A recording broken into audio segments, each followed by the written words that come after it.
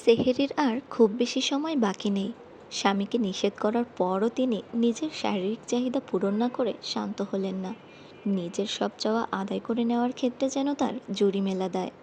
তারপরও তিনি বিছানা ছাড়লেন না, শুধু আমাকে ছেড়ে অপুর হয়ে বাঁ পাশে ফিরলেন।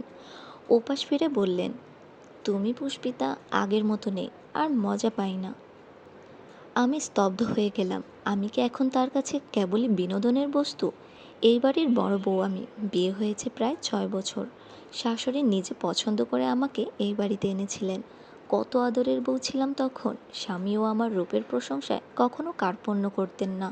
কত যত্ন, কত স্বপ্নে সাজানো ছিল আমার সংসার। বিয়ের প্রথম বছর আদরের কোনো কমতি ছিল না, কিন্তু ধীরে ধীরে সেই আদর, সেই যত্ন যেন হারিয়ে গেল। সময় যেতে বুঝলাম, বাড়ির পুরনো ধুলো পড়া আসবাবপত্রও মাঝে মধ্যে ঝেড়ে মুছে পরিষ্কার করা হয়, অথচ বাড়ির বউয়ের প্রতি যত্ন তো দূরের কথা, বরং অবহেলাই তার প্রাপ্য হয়ে ওঠে। প্রথম দিকে স্বামীর অভিযোগ ছিল, আমি তো তোমার স্বামী, তুমি আমার কাছে আবদার করবে না কেন?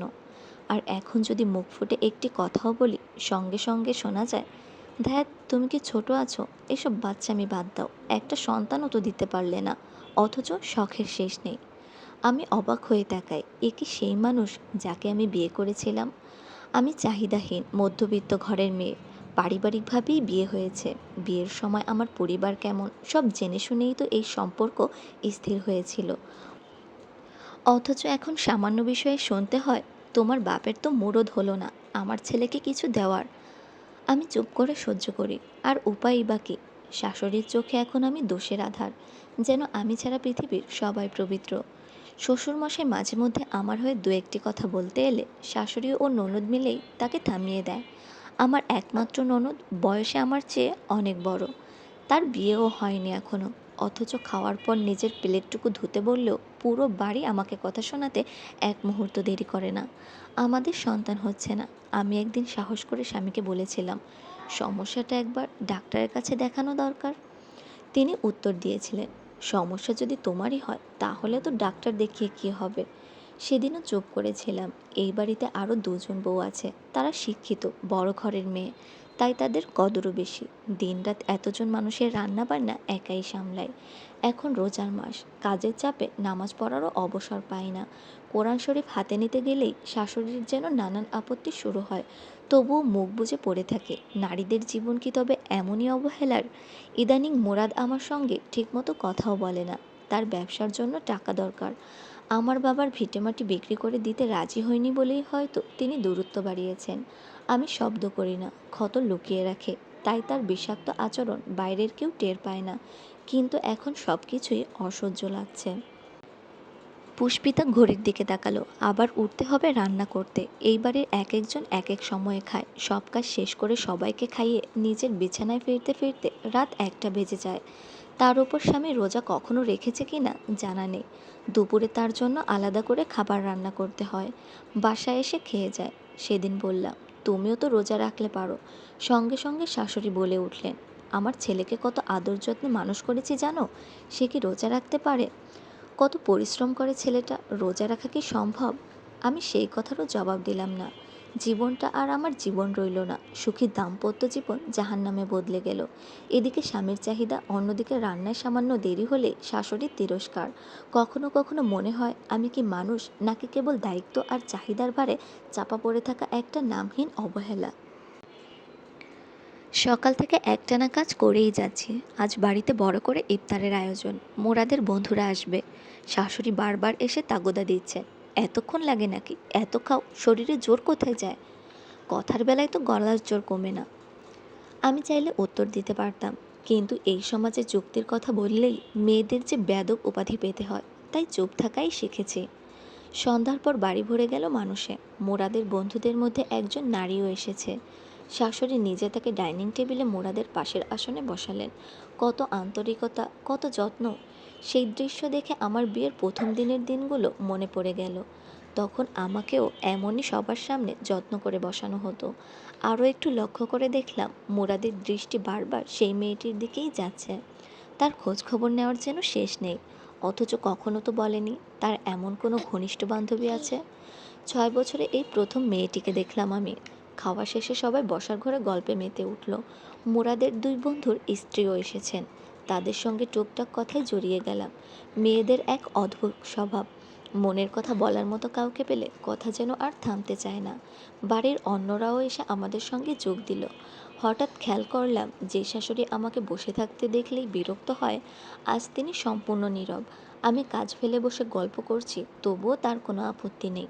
অদ্ভুত লাগলো। আমি সবার মাঝখান থেকে উঠে বললাম, তোমরা বসো, আমি একটু আসছি। নিজের ঘরের কাছে গিয়ে কেমন যেন অস্বস্তি হলো। দরজার ফাঁক দিয়ে সামান্য আলো বেরোচ্ছে। অকারণ কৌতূহলে উঁকি মারতেই শরীর জমে গেল। দেখলাম মুরাদ সেই মেয়েটিকে পেছন থেকে জড়িয়ে ধরে তার পিঠে চুমু খাচ্ছে। এক মুহূর্তে পৃথিবী যেন স্তব্ধ হয়ে গেল। বুকের ভেতর চিৎকার আটকে গেলেও শব্দ বের হলো না। দ্রুত সরে দাঁড়ালাম সেখান থেকে। ঠিক তখনই শাশুড়ির ডাক ভেসে এলো, কোথায় গেলে? চোখের জল আর ভাঙা চিৎকার গিলে নিয়ে শান্ত গলায় বললাম, আম্মা, আসছি। স্বামীর পরকীয়ার বিষয়টা জানার এক সপ্তাহের মধ্যেই জানতে পারলাম আমি মা হতে চলেছি। তবে জীবন থেকে একটা জিনিস শিখলাম, কিছু সত্য নিজের ভেতরে রাখাই ভালো। এই এক সপ্তাহে স্বামীর সঙ্গে আমার তেমন কোনো কথাই হয়নি। নিজের রুমে যেতেও কষ্ট লাগতো। চোখের সামনে বারবার সেই নোংরা দৃশ্যগুলো ভেসে উঠত। তার থেকেও কষ্টের বিষয় ছিল, এইবারে সবাই জানতো ওই মেয়ের সঙ্গে আমার স্বামীর সম্পর্ক আছে। খুব শীঘ্রই নাকি তাকে বিয়েও করে ফেলতে পারে। অথচ আমি কিছু জানতাম না। আজ সকালেও শরীর খারাপ নিয়ে ঘুম ভাঙল। আমাদের ফ্ল্যাটের ছাদে একটা ছোট্ট রুম আছে। সেখানে একজন মহিলা থাকেন, নাম লিলি।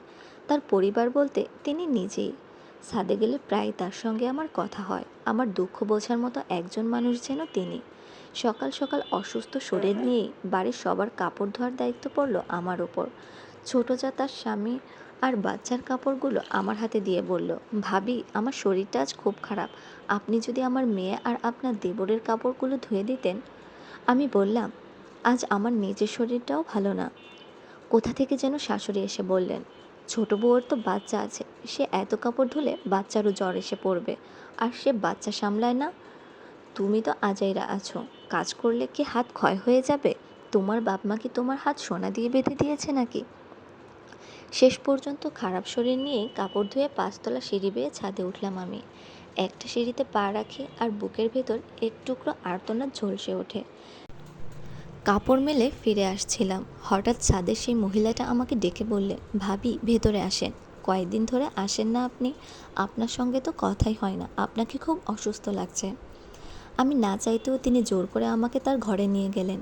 এর আগেও তিনি বলেছিলেন, কিন্তু আমি যাইনি। আজ তার ভেতরের ঘরে বসলাম। ভেতরে গিয়ে দেখলাম একটা তাক ভরা সারি সারি শিশি। অবাক হয়ে জিজ্ঞেস করলাম, এসব কি বোন? তিনি শান্ত গলায় বললেন, বিষ, নানা রকম বিষ।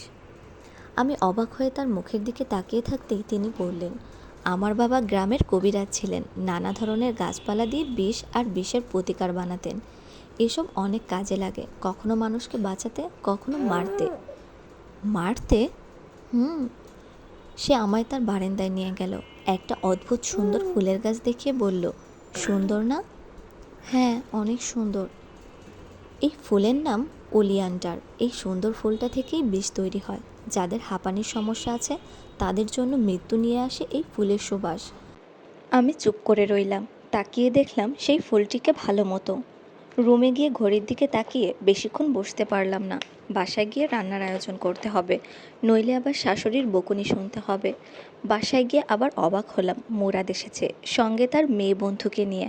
তবে এবার আর লুকিয়ে নয়, বউ করে, কোর্ট ম্যারেজ করে এনেছে। মুহূর্তের মধ্যেই সবাই তাকে আপন করে নিল আর আমাকে পর করে দিল। ঘরটা হঠাৎ খুব ছোট মনে হতে লাগলো পুষ্পিতার। চারিদিকের দেয়ালগুলো একটু একটু করে তার দিকে এগিয়ে আসছে। কেউ তাকে কিছু জিজ্ঞেস করলো না, কেউ তাকালোও না ঠিক মতো। পুষ্পিতা দরজার পাশে দাঁড়িয়েছিল কিছুক্ষণ। তার মনে হচ্ছিল সে যদি এখনই অদৃশ্য হয়ে যায় তবুও হয়তো কেউ টের পাবে না। মুরাদ একবারও তার দিকে তাকালো না, যেন চোখে চোখ পড়ে গেলে কোনো অস্বস্তিকর সত্য সামনে চলে আসবে, আর সেই সত্যটা এ বাড়ির কেউ দেখতে চায় না। পুষ্পিতার বুকের ভেতরটা ধীরে ধীরে জ্বলে ওঠে। রাগ, অপমান, লজ্জা, অসহায়তা সব পোড়ায় তাকে। বাইরে থেকে তাকে এখনও শান্তই দেখাচ্ছে। তার হাতটা অজান্তেই নিজের পেটের উপর গিয়ে থামল। সেখানে একটি নতুন জীবন সবেমাত্র জন্ম নিতে শুরু করেছে। এই খবরটা সে কাউকে বলেনি, বলতে ইচ্ছাও করেনি। হঠাৎ তার মনে হলো এই পৃথিবীতে এই মুহূর্তে তার আর এই ছোট্ট অনাগত প্রাণ ছাড়া কেউ নেই। ঘরের ভেতর হাসির শব্দ আরও জোরে উঠল। কেউ বলল, নতুন বড় বউকে মিষ্টি খাও। পুষ্পিতার গলাটা শুকিয়ে গেল। কিছুদিন আগেও এই বাড়িতে বড় বউ বলতে তাকেই বোঝানো হতো। আজ সে দাঁড়িয়ে আছে নিজের জীবনের বাইরের একজন দর্শকের মতো। পুষ্পিতা হঠাৎ থেমে গেল। শব্দগুলো, হাসি মুখের অভিব্যক্তি, সব কিছু একসাথে তার ভেতর ঢুকে এসে কেবল নিঃশব্দ হয়ে গেল। সে জানতো এ মুহূর্তে কোনো বিক্ষোভ, কোনো প্রশ্ন বা কোনো অভিযোগ অযৌক্তিক। কে যেন বলেছিল, মানিয়ে না নিতে পারলে জীবন অসুন্দর। সে একবার পেটে হাত বুলিয়ে চোখের জল মুছে এগিয়ে এলো। তাকে স্বাভাবিক হতে দেখে শাশুড়ি হাসি দিয়ে বললেন, পুষ্পিতা, তুমি যেভাবেই করো না কেন, বাসর ঘরটা কিন্তু তোমাকেই ঠিক করতে হবে, বুঝলে? আর মেনে নিয়েছো, এটাই ভালো হয়েছে। দুজন বোনের মতো থাকবে। পুরুষ মানুষ জানো না 4টা বিয়ে করতে পারে। পুষ্পিতা মাথা নেড়ে অমলিন সম্মতি দেখালো। হ্যাঁ। তার কণ্ঠে কোনো ব্যথা বা অভিযোগ নেই। মুরাদ পাশে দাঁড়িয়ে কিছু বলল না, কিন্তু তার চোখে একরাশ প্রশান্তি ফুটে উঠল। সব মেনে নিয়েছো, এটাই তোমার জন্য ভালো হয়েছে। শাশুড়ি হালকা খোঁচা দিয়ে বললেন, এখন আমার মুরাদ একটা সন্তানের মুখ দেখতে পাবে। পুষ্পিতা জবাব দিলেন না। নিজের রুমের সামনে এসে চারপাশে একটু চোখ বোলালো সে। তার স্বামীর বাসর সে সাজাবে। এর চেয়ে হতভাগিনী দুনিয়ায় আর আছে কি? সে একটা নিঃশ্বাস ছাড়ল। হঠাৎ তার শাশুড়ি পেছন থেকে এসে বলল, ওই যে কাশেমের ফুলের দোকানটা আছে না, একটু কষ্ট করে ঘর সাজানোর ফুলগুলো এনে নিও। আমরা দেখতেই তো পারছো সবাই ব্যস্ত। মুরাদ নতুন বউকে রেখে ফুল আনতে গেলে কেমন দেখা যায় বলো দেখিনি? বাসায় ছেলেগুলোও তো নেই। তোমার শ্বশুর তো এমনিতেও চলাফেরা ঠিক করে করতে পারে না। আর তুমি তো সবসময় বাজার সদাই করো। অন্য বউদের তো আর তোমার মতো বাজার ডিঙিয়ে বেড়ানোর অভ্যাস নেই। যাও একটু কষ্ট করে। ফুল চাই? ফুল ছাড়া কি বাসর হয় নাকি? যাও জলদি। আর শোনো, রজনীগন্ধা আনবে না কিন্তু। আমার ছেলের তাতে অ্যালার্জি হয়, জানোই তো, হাঁপানির সমস্যা আছে ছেলেটার। আচ্ছা। পুষ্পিতা রুমের ভেতর ঢুকে আরেকবার চারদিকে তাকালো। অতঃপর তার মুখটা আরও শান্ত হয়ে গেল। সে টেবিলের ওপর থেকে নিজের ফোনটা হাতে নিয়ে একটা কল করলো। ওপাশ থেকে একটা কণ্ঠ ভেসে আসতেই সে বলল, লিলি আপা, আমার ফুল লাগবে। কেন? বাসর সাজাবো স্বামীর। কী ফুল চাই? অলিয়ান্ডার।